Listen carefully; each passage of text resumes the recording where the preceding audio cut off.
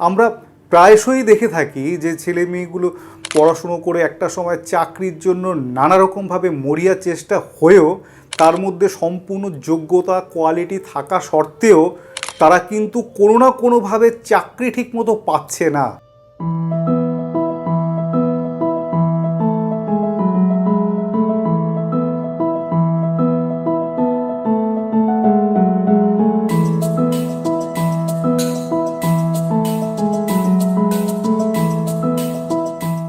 নমস্কার, আমি শ্রী নির্মল। আজকে যে বিষয়টা নিয়ে আলোচনা করব সেটা হচ্ছে কর্মস্থান। কর্মস্থান বলতে গেলে আরও অনেক ডিটেলসে বলতে হয়, কারণ প্রফেশন হচ্ছে আমাদের 10th হাউস, সেক্ষেত্রে 6th হাউস হচ্ছে আমাদের চাকরি, 7th হাউস হচ্ছে আমাদের ব্যবসা।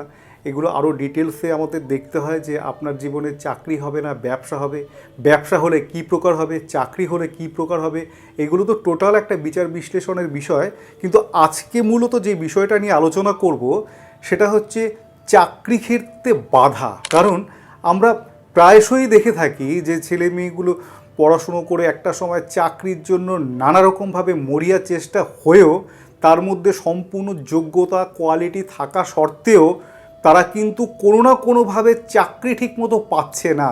শেষ মুহূর্তে গিয়ে কোনো না কোনোভাবে প্রথম সারির ছেলেমেয়েরা ছিটকে গিয়ে পেছন সারির ছেলেমেয়েরা চাকরি পেয়ে গেল। এটা কি বলব? হ্যাঁ, এটা হচ্ছে ভাগ্য বিড়ম্বনা। কেন হয় এই ভাগ্য বিড়ম্বনা? সেই ক্ষেত্রে যেমন 10th হাউস হচ্ছে আমাদের প্রফেশনের স্থান, 6th হাউস হচ্ছে আমাদের চাকরির স্থান, 7th হাউস হচ্ছে ব্যবসা। কিন্তু আজকে যেহেতু চাকরি নিয়ে বলবো তাই 6th হাউসটাকেই কিন্তু আমি উল্লেখ করে বলবো যে কি সমস্যার জন্য এই প্রবলেমগুলো হয়। মূলত আমরা দেখেছি যে 6th হাউসে যদি কোনো রকম কোনো অশুভ প্ল্যানেট থাকে বা 6th হাউসের অধিপতি সে যদি অষ্টম ভাব অথবা দ্বাদশভাবে থাকে, তাদের জন্য কিন্তু তাদের ক্ষেত্রে এই সমস্যাগুলো কিন্তু হবেই।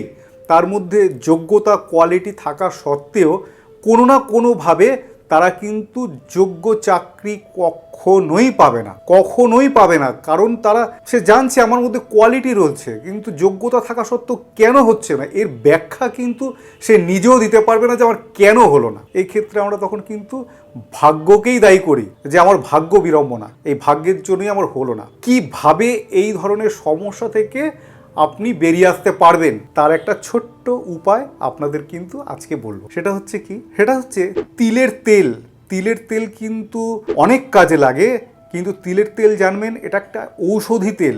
এটা অনেকভাবে অনেক কাজে কিন্তু ব্যবহৃত হয়।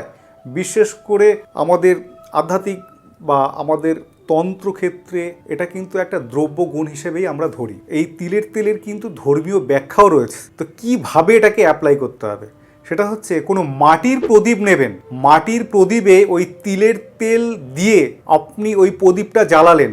সেই যে প্রদীপের শিখা, সেই শিখা থেকে কাজল তৈরি করতে হবে আপনাকে। সেই কাজল তৈরি করে সেই কাজল আপনাকে প্রত্যেক দিন আপনাকে করতে হবে সেটা কণ্ঠে, অর্থাৎ এখানে কিন্তু কপালে আজ্ঞাচক্রে নয়, কণ্ঠে কিঞ্চিত আপনাকে কিন্তু লাগাতে হবে, টাচ করতে হবে প্রত্যেক দিন। এইভাবে তিলের তেলের শিখা থেকে যে মাটির প্রদীপে জ্বালিয়ে যে শিখাটা তৈরি হয়েছে সেই যে কাজল প্রত্যেক দিন আপনি আপনার কণ্ঠে লাগান। আপনার যে এই যে চাকরি হওয়ার ক্ষেত্রে বারবার সমস্যা হচ্ছে, এই সমস্যা বা এই যে অশুভ কোনো না কোনোভাবে প্ল্যানেটের জন্য হচ্ছে না, এটা কিন্তু অচিরেই কাটবে। তার সাথে কিন্তু নানা রকম ভালো সুযোগও কিন্তু আপনার হাতে আসবে। আজকের মতো এই পর্যন্তই। সবাই ভালো থাকুন। নমস্কার।